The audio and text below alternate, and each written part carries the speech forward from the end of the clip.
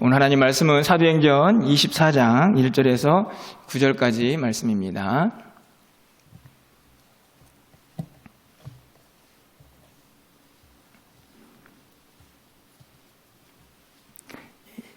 신약성경 230쪽에 있습니다. 사도행전 24장 1절에서 9절까지의 말씀을 한 절씩 교독하고 마지막 9절은 함께 읽겠습니다. 닷새 후에 대제사장 아나니아가 어떤 장로들과 한 변호사 더들로와 함께 내려와서 총독 앞에서 바울을 고발하니라. 벨릭스 각하여, 우리가 당신을 힘입어 태평을 누리고 또 이 민족이 당신의 선견으로 말미암아 여러 가지로 개선된 것을 우리가 어느 모양으로나 어느 곳에서나 크게 감사하나이다.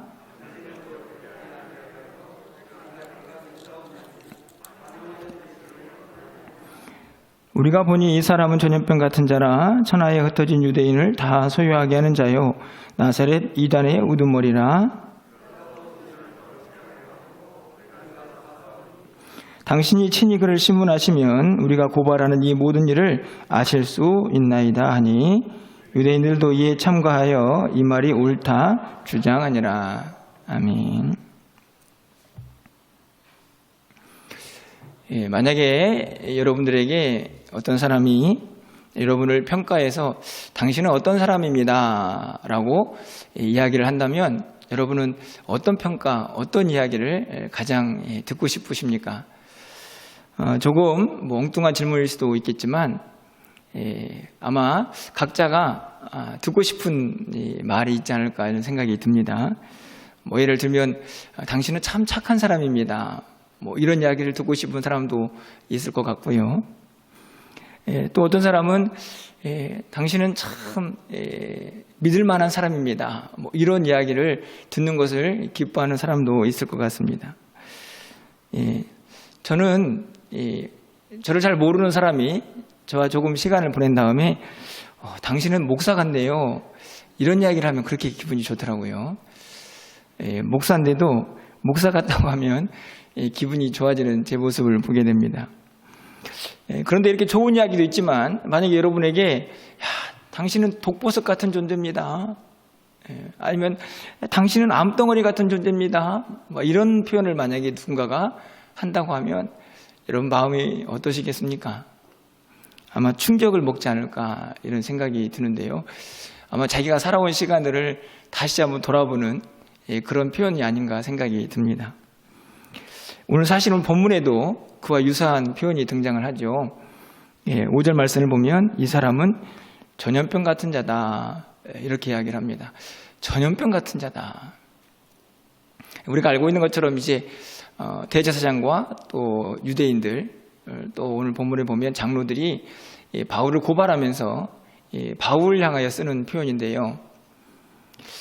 전염병 같은 사람, 이 표현을 생각해 보니까 정말 실감이 난다 이런 생각이 듭니다. 왜냐하면 우리가 지금 전염병의 시대를 살고 있기 때문이죠. 그래서 이 표현이 더욱 실감나게 다가오지 않나 하는 생각을 갖게 되는데요. 2년 가까이 전염병과 싸우고 있는 우리의 모습들 가운데 사실은 이 전염병, 코로나 이제 이름만 들어도 조금 지겨워지는 사람들이 지긋지긋하다 이런 표현도 쓰던데요. 그런 상황 속에 놓여져 있는 우리에게 전염병 같은 사람이라는 말 실감은 나지만 정말 듣고 싶지 않은 말이 아닐까 이런 생각이 들게 됩니다.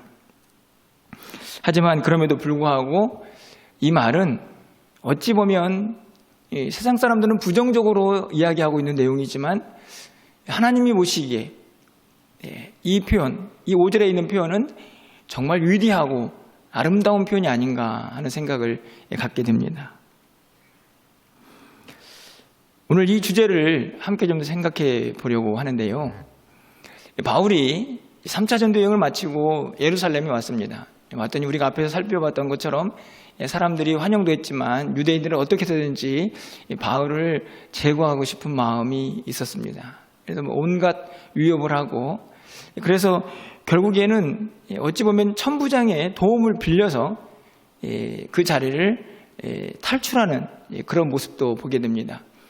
그래서 결국 오늘 24장에 가서 보면 그 당시에 가이사라라는 지역에 유대를 다스리던 총독이 와 있었는데요. 벨릭스라는 인물입니다. 그 앞에 서는 고발을 당하는 장면이 오늘 본문의 내용입니다. 본격적으로 사실은 바울이 이제 로마를 향하여 가고 있는 모습이 아닌가 이렇게 생각을 할 수가 있습니다. 이제 사도행전이 얼마 남지 않았죠. 오늘 본문에 있는 말씀을 통해서 특별히 5절에 있는 말씀을 중심으로 이 표현이 오늘 우리에게 어떤 의미를 가지고 있는가 함께 좀 살펴보려고 합니다. 여러분, 바울을 고소하고 있는 이 사람들, 바울을 도대체 어떻게 표현하고 있는가 다시 한번 5절을 통해서 우리가 함께 생각해 보려고 합니다. 우리 5절 말씀 같이 읽어보도록 하겠습니다. 우리가 보니 이 사람은 전염병 같은 자라. 천하에 흩어진 유대인을 다 소유하게 하는 자요 나사렛 이단의 우두머리라. 사실은 어찌 보면 좀 정확하진 않지만 세 부분으로 나눠져 있습니다. 바울에 대한 평가인데 첫 번째로는 전염병 같다. 두 번째로는 온 천하에 흩어져 있는 유대인들을 소유하게 하는 사람이다. 세 번째로는 나사렛 이단의 우두머리다.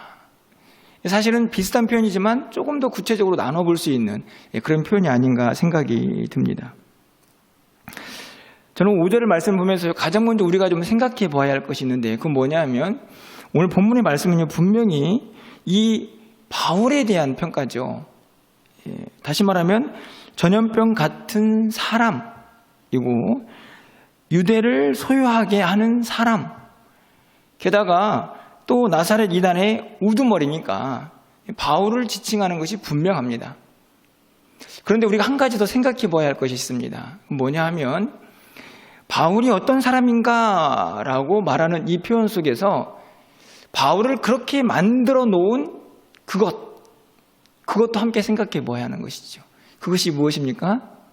바울을 이런 사람이라고 이렇게 평가받도록 만들어 놓은 그것이 무엇입니까?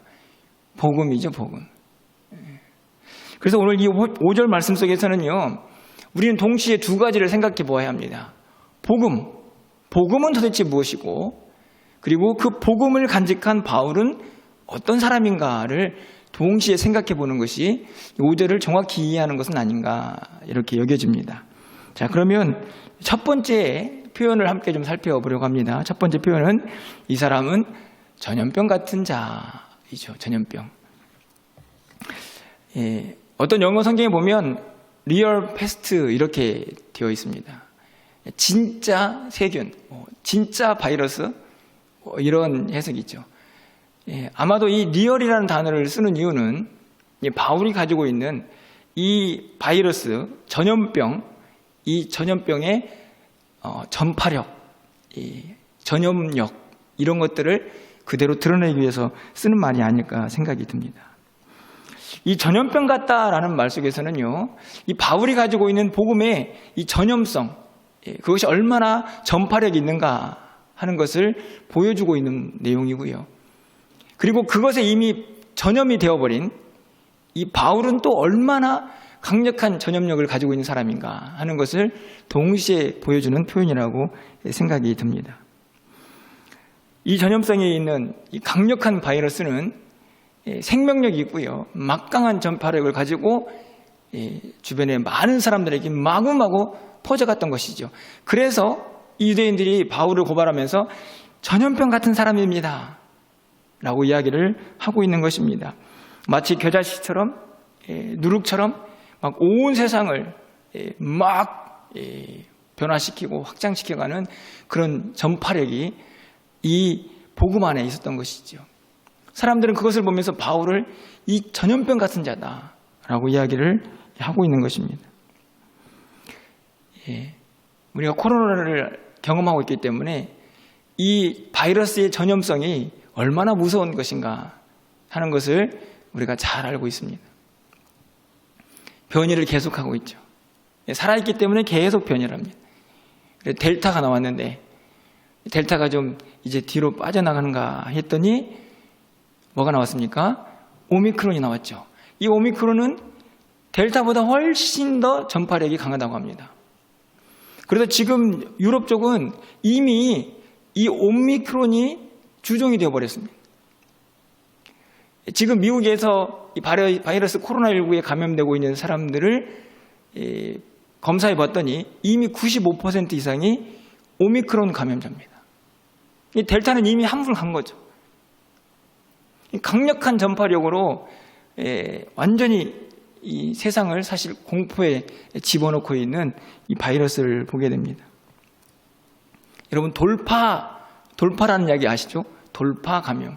백신을 맞아도 이 바이러스가 얼마나 전파력이 강한지 소용이 없는 그런 힘을 가지고 있습니다. 여러분, 지금 3차 맞으셨죠? 그것도 안심할 수 없습니다. 지금 이스라엘에서는요, 4차를 테스트하고 있습니다. 보고서 나오는 걸 보니까 5배 항체가 생긴다. 이런 이야기를 하더라고요. 처음에 어땠습니까? 2차까지만 맞으면 집단 면역도 생기고 굉장히 아름다운 꿈을 간직했죠. 그런데 엉뚱한 게 나타나가지고 3차를 맞아도 안 돼. 이제는 4차를 맞아야 합니다. 이런 이야기를 하고 있습니다. 무엇 때문인가요? 이 바이러스가 막강한 전파력을 가지고 있는 것이죠. 조금만 방심하면 마구 번져갑니다. 우리가 잘 알고 있는 것처럼 14세기 중반에 유럽을 휩쓸었던 흑사병이 있지 않습니까? 그 유럽 전체 인구의 30%를 순식간에 죽음으로 몰려갔습니다. 치사율이 얼마였냐? 7, 80%였다고 합니다. 그러니까 걸린 사람들은 대부분 다 죽는 거죠. 그리고 실제적으로 한 3집 건너 한 집씩은 이 패스트에 걸려서 죽었습니다. 얼마나 무섭습니까? 무엇 때문인가요? 전파력 때문입니다. 전염성이죠. 그런데 오늘 바울을 지금 그 전염병에 비유하고 있는 것입니다. 무엇 때문입니까? 진짜 바울이 지금 이 코로나에 걸렸습니까? 아니면 패스트에 걸렸나요? 아니죠. 그런데도 이 사람은 진짜 패스트입니다. 무엇 때문이라고 말씀드렸습니까? 복음 때문입니다. 그가 간직하고 있는 복음, 그것을 그가 전할 때마다 그 복음 안에 놀라운 전파력이 있어서 그가 가는 곳곳마다 막 복음의 역사가 일어나게 되었던 것이죠. 그래서 유대인들이 보기에도 저 사람은 전염병 같다 라고 이야기를 하고 있는 것입니다. 여러분, 어떠신가요? 사실 이 표현 앞에서 유대인들은 부정적인 의미로 바울에게 이 이름을 붙이고 있지만 실제적으로 하나님이 보시기에 저는 정말 아름다운 표현이 아닌가 생각이 듭니다. 그렇지, 네가 정말 복음을 간직하고 있다고 하면 그 복음의 막강한 전파력을 너도 느낄 수 있어야 한다. 이렇게 말씀을 하고 있는 내용이 아닌가 생각이 드는 것이죠. 여러분, 한번 이 저녁에 우리 스스로에게 좀 질문해 보았으면 좋겠습니다. 여러분이 가지고 있는 복음은 어느 정도의 전파력을 가지고 있습니까? 여러분 곁에 있는 사람이 곁에 오는 것만으로도 과연 이 복음에 전염이 되는지 한번 여러분의 또 우리의 모습을 살펴보는 이 저녁이 되면 좋겠다, 이런 생각이 듭니다. 여러분, 코로나가 걸리면요, 중증으로 가지 않는 이상 며칠 정도 격리를 하면 해제가 됩니까? 10일 정도가 되면 전염력이 약해진다고 합니다. 그래서 실제적으로 검사를 해도 양성이 나오는데, 그런데도 격리를 해제시킵니다. 왜 그럴까요? 양성이 나와서 코로나에 감염이 되어 있지만 당신은 전파력이 없는 사람입니다. 미국은요, 지금 5일 만에 격리를 해제한다라는 이야기가 나오고 있습니다. 왜냐? 실제적으로 봤더니 5일만 지나면 사람이 견뎌내기만 하면 코로나가 전염력을 상실해버린다는 겁니다. 그래서 5일 이야기가 나오고 있습니다. 제가 왜 이 말씀을 드리냐 하면, 저를 포함해서 이 땅에 많은 그리스도인들이요, 진짜 복음의 전염력을 많이 상실해가고 있다. 10일까지가 아니고 5일, 그 정도 되면 이 코로나 바이러스가 전염력을 상실해버리듯이 우리가 예수 그리스도를 믿고 그 복음의 능력들을 경험한 이후에 주변에 있는 많은 사람들에게 그 복음을 막 전해가지고 그들도 막 전염을 시켜야 되는데 그런 전염성을, 그 전염력을 다 상실하고 있는 것은 아닌가. 마치 코로나처럼 말이죠. 기운을 잃어버린, 전파력을 상실해버린. 코로나는 전파력을 상실하면 우리에겐 너무나 유익이지만 복음이, 우리가 가지고 있는 복음이 전파력을 상실하면 이 세상은 더욱 어두워지게 되어 있습니다. 오늘 이 저녁의 첫 번째 주제인 이 사람은 전염병 같은 사람입니다. 이 말씀 앞에서 이런 질문을 한번 던져보았으면 좋겠습니다. 내가 가지고 있는 복음은 어느 정도의 전파력이 있는가? 내 주변에 있는 사람들이 이 복음 안에서 얼마나 전염이 되고 있는가? 두 번째로는 천하에 흩어진 유대인을 다 소유하게 하는 자. 이게 두 번째 바울을 향한 표현이죠. 천하에 흩어져 있는. 그러니까 어디 그냥 조금 모여있는 유대인이 아니고 온 천하에 흩어져 있는 유대인들을 다 소유하게 하는 자. 이 소유하다는 말은 어떤 의미입니까? 휘젓다. 여러분들 커피 타시면 스푼으로 휘저으시죠? 잘 녹으라고. 휘젓다. 이게 소유하다는 뜻입니다. 바울이 가지고 있는 복음이죠. 그 복음이 전파되는 곳에서 큰 소동이 일어나는 것입니다. 왜 그럴까요? 복음이 가지고 있는 영향력 때문이죠. 저는 파괴력이라고 생각합니다. 들어가면 사회든 사람이든 송두리째 바꿔놓을 수 있는 막강한 파괴력이 이 복음 안에 있습니다. 온 유대 사람들을 소유케 했죠. 왜 그렇습니까? 그들이 있는 곳에 복음이 들어가면 율법에 꽉 얽매여가지고 막 규례를 지키느라고 정신이 없던 그들에게 참된 진리, 자유가 무엇인지를 깨닫고 내가 어떻게 살아야 할지를 결단하는 변화가 일어납니다. 충격적인 변화죠. 뿐만 아니라 그들이 가지고 있는 기득권이 있습니다. 그 기득권들 앞에서 복음이 들어가는 곳마다 그것들이 내려놓고 다시 복음 앞에 굴복하는 사건들이 막 일어나죠. 물론 실제적으로 그 앞에서 유대인들이 소요를 일으키고 그래서 바울을 힘들게 했던 일들도 있지만 그런 부정적인 모습도 있었지만 실제 이 복음은 한 인생을, 한 공동체를, 한 사회를 송두리째 뒤집어 놓는 막강한 파괴력이 있었습니다. 그렇지 않습니까? 여러분 이미 바울에 대한 이 평가는 우리가 사도행전 17장에서 살펴본 바가 있습니다. 여러분 17장 6절 말씀을 가서 보시면요. 발견하지 못함의 야손과 및 몇 형제들을 끌고 읍장들 앞에 가서 소리질러 이르되 천하를 어지럽게 하던 이 사람들이 여기도 이름에 여기 보십시오. 천하를 어지럽게 하죠. 이게 복음을 전했던 바울과 그 전도자 일행을 가리키는 말입니다. 천하를 어지럽힌다. 그들은 부정적인 의미로 보고 있습니다. 하지만 이것을 복음의 측면에서 보면 복음의 능력이죠. 당연히 복음이 들어가는 곳은요, 소요가 일어나게 되어 있습니다. 왜 그럴까요? 복음은 빛이고 이 세상은 어둠입니다. 복음은 진리고 이 세상은 불이죠. 그러니 이 어둠과 빛이 만나는 순간 강력한 충돌이 일어나는 것입니다. 소요가 일어나는 것이죠. 여러분 요한복음 1장 11절 말씀을 좀 가서 보십시오. 자기 땅에 오매 자기 백성이 영접하지 아니하였습니다. 예수 그리스도 이 땅에 오셨지만 영접하지 않으신 이 백성들의 모습. 왜 그럴까요? 충돌이 일어나는 것입니다. 네. 여러분 요한일서 3장 13절 말씀을 보십시오. 형제들아 세상이 너희를 미워해도 이상히 여기지 말라. 복음을 가진 사람을 세상이 미워합니다. 왜요? 충격이 일어나니까요. 그 가는 곳에 복음의 소요가 일어나기 때문에 그렇습니다. 하지만 그들이 거부해도 그들이 영접하지 않아도 이 복음은 막을 수 없습니다. 그렇죠? 사도행전 19장 20절 말씀입니다. 이와 같이 주의 말씀이 힘이 있어 흥왕하여 세력을 얻으니라.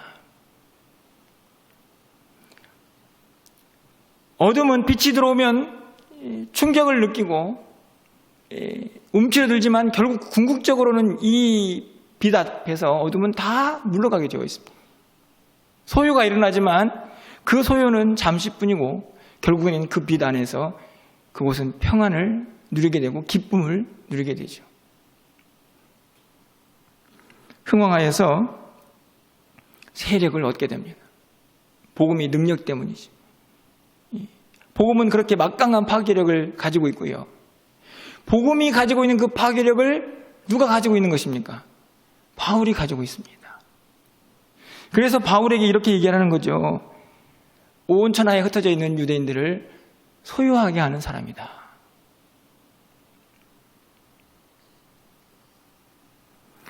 저는 우리에게도 이 말씀이 좀 도전과 또 소망이 되었으면 좋겠다 이런 생각을 갖습니다.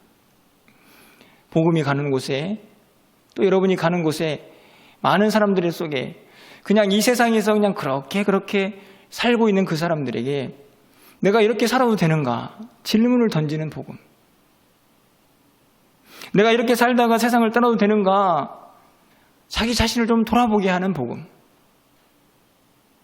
우리는 이미 그런 과정을 거쳤지만 여전히 죄악 가운데에서 무엇이 진리인지도 모르고 어디로 가는 게 올바른 길인지도 모르는 그들에게 한 번쯤 질문을 던질 수 있는, 다시 말하면 그 심령의 소요를 일으킬 수 있는 그런 사람이 우리가 되면 좋겠다 이런 생각이 듭니다. 아니 되셔야 합니다. 왜냐하면 우리에게는 그런 능력을 가진, 그런 막강한 파괴력과 그리고 그런 영향력을 가진 복음이 우리 안에 이미 들어와 있기 때문이죠. 바울은 그 복음과 함께 온 천하에 흩어져 있던 유대인들을 소유하게 하는 사람이었습니다. 여러분 곁에 있는 많은 믿지 않는 자들이 여러분의 모습을 통해서 그들이 살고 있는 인생의 질문을 던지고 그리고 결단하고 변화를 느끼고 좀 주님 앞으로 돌아오는 그런 은혜의 자리에 여러분 주변에 있는 불신자들이 설 수 있는 그런 역사가 임하여지기를 오늘 이 두 번째 표현에서 함께 생각해 봅니다. 그 은혜가 함께 하기를 간절히 소망합니다. 마지막으로 오늘 바울에게 적용되고 있는 표현이 뭡니까? 나사렛 이단의 우두머리. 나사렛 이단의 우두머리. 그러면 나사렛 이단, 저는 이 말 속에서는 복음의 성격, 이것을 드러낸다고 생각이 듭니다. 우두머리라는 표현은 바울이 가지고 있는 복음의 열정, 이것을 드러낸다고 생각이 드는데요. 여러분 나사렛 이단이라는 의미는 알겠죠? 복음을 의미하는 말인데 왜 나사렛 이단입니까? 나사렛은 예수님이 자란 곳이니까 복음의 시작이라고 말씀드릴 수가 있죠. 그래서 거기에 시작했기 때문에 나사렛 이단입니다. 이단은 뭡니까? 정통 교리와 다른 차이가 있는 교리를 의미하는데요. 그들이 왜 이 복음을 이단이라고 얘기했습니까? 자기들이 가지고 있던 율법과는 너무나 먼 다른 이야기를 하고 있었기 때문이죠. 그것을 가지고 있는 이 바울에게 나사렛 이단의 우두머리, 이렇게 이야기를 하고 있는 것입니다. 어렵지 않은 해석입니다. 그런데 이 표현을 잘 보면요, 바울도 자신을 변호하면서 이 표현을 사용하고 있습니다. 여러분 보십시오. 14절 말씀을 좀 가서 보실까요? 그러나 이것을 당신께 고백하리이다. 나는 그들이 이단이라고 하는 도를 따라 조상의 하나님을 섬기고 율법과 선지자들의 글에 기록된 것을 다 믿으며, 여기 잘 보시면 나는 그들이 이단이라고 하는 도를 따라, 그렇죠? 지금 그들이 이단이라고 말하는 복음입니다. 그런데 여러분 보십시오. 지금 바울이 말하는 이단이라는 표현은요, 이 유대인들과 내가 다르지 않다라는 의미로 사용이 됩니다.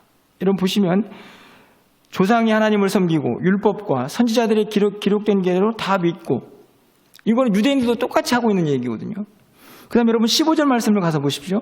그들이 기다리는 바, 누가 기다리는 겁니까? 유대인들이 기다리는 바 하나님께 향한 소망을 나도 가졌으니 곧 의인과 악인의 부활이 있으리라 함이니이다. 이 말씀을 잘 보면요, 유대인들은 나를 이단이라고 이야기하지만 사실은 보면 그들이 가지고 있는 믿음이나 그들이 가지고 있는 생각이나 내가 가지고 있는 생각이 다르지 않습니다. 이런 이야기를 하는 겁니다. 그런데 궁극적으로 차이가 나는 지점이 있습니다. 어딜까요? 유대인들은 아직도 메시아를 기다리고 있는 것이고 바울은 그 메시아가 예수 그리스도다라고 믿는 것입니다. 그 차이죠. 그렇지 않습니까? 그러니까 지금 자기를 이단이라고 하는데 제가 보기에는 이단이 아닙니다. 나도 그들이 믿고 있는 거 다 믿고 있는데 그분이 이 땅에 오셨습니다. 지금 그분이 예수님입니다. 근데 그들은 그것을 믿지 않고 있는 겁니다. 다른 걸 믿는 게 아닙니다. 이렇게 말하는 것이죠. 굉장히 완벽한 변론이라고 저는 생각을 합니다.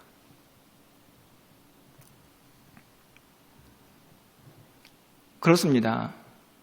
사실은 이 복음의 성격이라고 저는 분명히 말씀을 드렸는데요. 여러분, 이 세상 사람과 우리 사이에 여러분 다른 게 뭡니까? 다른 게. 여러분 먹는 거 다른가요? 입는 거 다르십니까? 생각 다르십니까? 물론 다를 수 있는데요. 궁극적인 차이는 예수님을 믿느냐, 믿지 않느냐. 그거 아닙니까? 오늘 유대인들과 그들과 나 다르지 않습니다.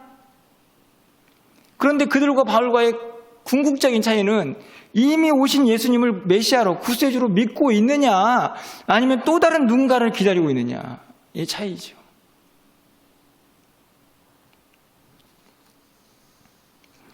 그런데 저는 이 바울의 표현 속에서 바울을 이렇게 지목하고 있는 이 표현 속에서 나사렛 이단, 이 복음의 우두머리라는 표현.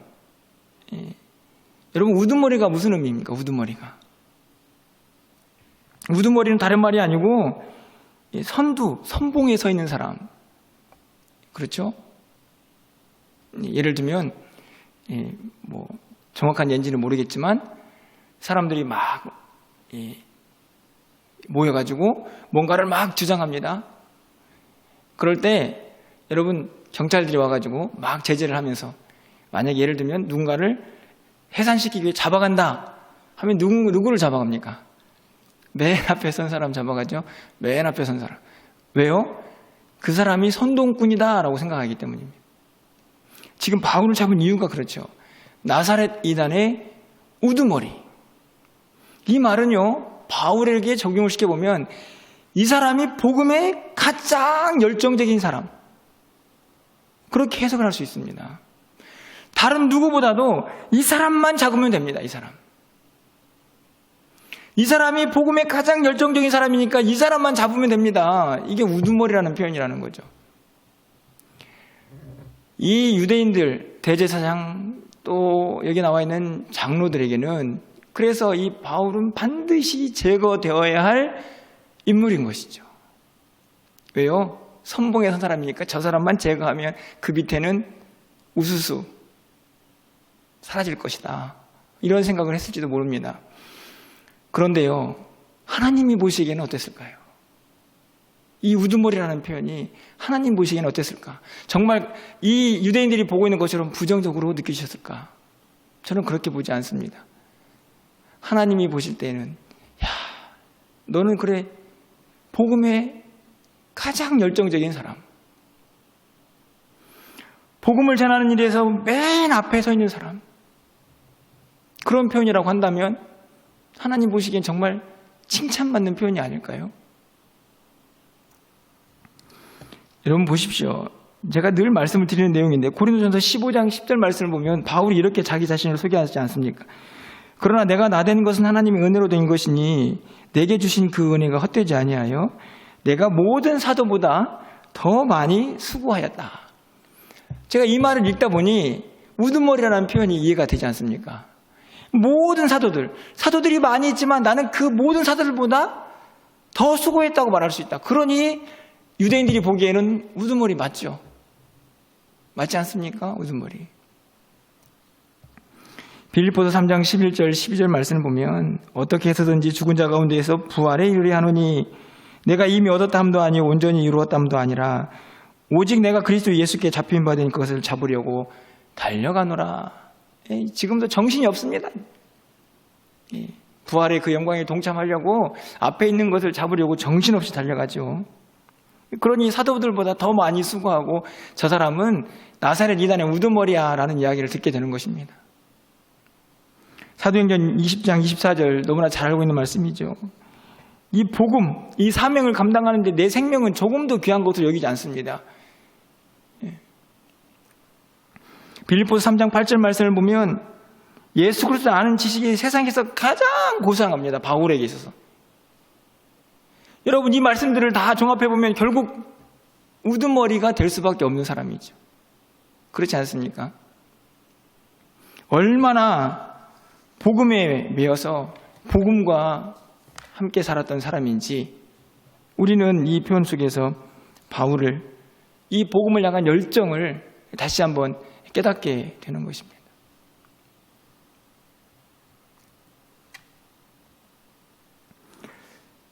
여러분, 우리 안에도 이런저런 욕심이 있습니다. 그렇죠. 뭔가 좀 채워지기를 바라고 뭔가를 붙잡기 위해서 달려가고 있는 부분도 분명히 있을 거라고 생각이 듭니다. 그런데 정말 이 바울처럼 이 복음의 우두머리가 되는,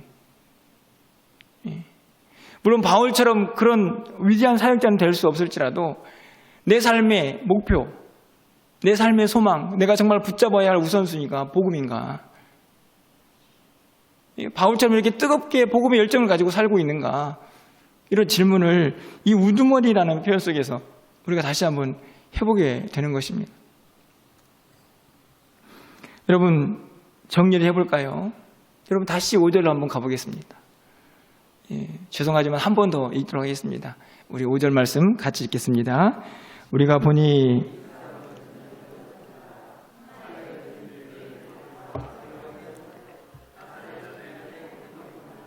아멘. 여러분 이 말씀을 여러분 마음속에 좀 꼭 새겼으면 좋겠습니다. 이 말씀 속에서 이 전염병 같다라는 말씀 속에서 가지고 있는 이 복음의 놀라운 전파력, 천하 유대인들을 소유하게 하는 자다라는 말씀 속에서 가지고 있는 이 복음의 놀라운 파괴력과 영향력, 그리고 우두머리라는 이 표현 속에서 바울이 가지고 있는 복음을 향한 이 열정들, 바울을 고발하는 유대인들은 매우 부정적인 요소로, 부정적인 의미로 이 단어를 사용하고 있지만 역설적으로 보면 하나님 보시기에는 가장 아름다운 표현이 아닐까 생각이 됩니다.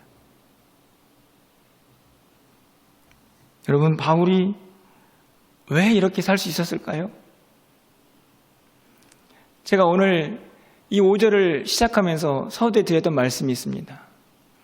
이 말씀은 분명 바울을 향한 어떤 사람이라는 표현이지만 그 이전에 이 바울을 이렇게 만들어 놓은 그 복음을 우리가 잊지 말아야 한다는 것입니다. 바울이요, 이렇게 전염병 같은 사람, 온 천하에 흩어져 있는 유대인을 소유하게 하는 사람, 나사렛 이단의 우두머리가 될 수 있었던 이유는 그가 복음에 사로잡혔기 때문입니다. 아니, 복음과 하나가 되었기 때문이죠. 여러분 갈라디아서 2장 20절 상반절 말씀, 우리가 잘 아는 말씀입니다. 내가 그리스도와 함께 십자가에 못 박혔나니 그런즉 이제는 내가 사는 것이 아니요 오직 내 안에 그리스도께서 사시는 것이라. 바울은요, 나는 없다, 내 안에 오직 그리스도만 있다. 그러니까 그의 삶이 누구의 삶입니까? 그리스도의 삶이죠. 그의 삶이 곧 복음입니다. 빌립보서 1장 21절 말씀을 보면 이는 내게 사는 것이 그리스도니, 내게 사는 것이 그리스도니, 이 말은 나는 그리스도입니다. 내가 사는 것 자체가 그리스도입니다. 왜요? 갈라디아 2장 20절에서 이미 고백했지 않습니까? 내 안에 사는 것은 예수 그리스도다. 그러니까 내가 사는 것은 그리스도시요. 내 삶의 전부는 예수 그리스도 복음이고 나는 그 복음을 위하여 살고 그 복음을 위하여 죽습니다. 내 안에 오직 예수뿐이기 때문입니다. 오늘 바울을 이 5절에서 평가하고 있는 이 내용은 바울이 얼마나 대단한 사람인가를 의미하는 것이 아닙니다. 오히려 그 내면 속에 있는 복음이 얼마나 대단한가 하는 것을 우리가 깨달아야 하는 것이죠. 단, 이 위대한 복음, 그 복음을 이 바울이 온전히 자기 것으로, 아니 자기와 동일시했기 때문에 바울에게서 그 복음의 능력들이 그대로 나타나게 된 것입니다. 여러분, 그러면 우리가 가지고 있는 복음은, 우리가 믿고 있는 그리스도는 바울이 믿고 있는 그 복음과 그리스도와 다릅니까? 다르지 않죠. 그런데 우리가 정말 전염병 같습니까? 온천하를 소유하게 하는 사람입니까? 복음의 우두머리가 되었습니까? 그렇지 않죠. 저도 마찬가지입니다. 그렇지 않은 이유는 단 한 가지입니다.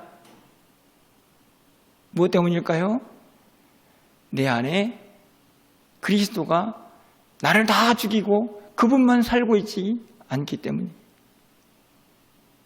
내가 사는 것이 그리스도가 아니고 내가 사는 것이 반은 그리스도인데 반은 세상이고 반은 나.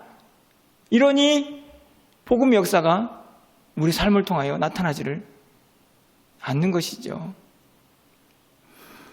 지금 이렇게 열심히 설교하고 있는 저 역시도 매우 부끄러운 고백이지만 오늘 저 스스로에게 물어봅니다. 내 안에 사는 것이 그리스도인가? 그래서 내가 사는 것이 그리스도입니다 라고 고백할 수 있는가?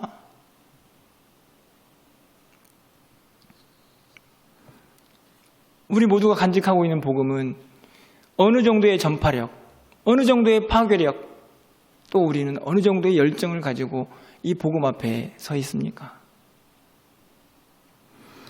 사도행전 24장 5절 다시 상반절을 가보시면 우리가 보니 이 사람은 유대인들이 바울을 고발하면서 바울을 보고 있지 않습니까? 이 사람 보니까 이 사람은 전염병 같네요. 이 사람은 소욕해 하는 자입니다. 이 사람은 우두머리입니다. 바울을 보니 그런 평가를 내리고 있는데요. 세상 사람들이 우리를 보면 우리는 어떤 평가를 받을까? 오늘 다시 한번 이 5절 말씀 앞에서 복음과 함께 했던 바울의 삶의 모습 앞에서 겸손히 복음 앞에 있는 우리의 모습을 돌아봅니다. 여러분, 2022년도 표를 우리가 이 수년 내에 부응하게 하옵소서 이렇게 외치고 있는데요. 이제 며칠 지나지 않았는데 오늘 한 해를 시작하면서 여러분에게 꼭 당부를 드리고 싶은 것은 부응은 외형적인 것보다 그 외형적인 부응을 이루기 위해서는 반드시 주님이 우리 안에서 일하셔야 한다는 사실을 여러분이 기억하셔야 하는데 그 부흥은 다른 것이 아니고 저는 가장 먼저 이 복음을 회복하는 것입니다. 이 복음이 우리 안에서 우리를 송두리째 지배해. 그래서 오늘도 우리도 바울처럼 복음의 위대한 전파력 그리고 파괴력 그리고 그 복음을 향한 열정들을 가지고 살아가게 되는 것이죠. 그것이 진정한 부흥이다 생각이 듭니다. 그런 우리들의 모습을 통하여 외형적인 변화도 반드시 일어나게 될 것입니다. 올 한 해 우리 모두에게 이와 같은 복음의 능력들을 반드시 회복해서 이 땅을 살아가는 동안에 오늘 사람들이 우리를 보니 저 사람도 전염병 같습니다. 저 사람도 세상을 소유하게 하는 자입니다. 저 사람은 복음의 우두머리입니다. 라는 그런 평가. 세상 사람들로부터가 아니고 저 하나님 나라의 그 하나님으로부터 그런 평가를 받아서 하나님의 기쁨이 되는 우리의 모든 삶이 되시기를 주님의 이름으로 간절히 축원합니다.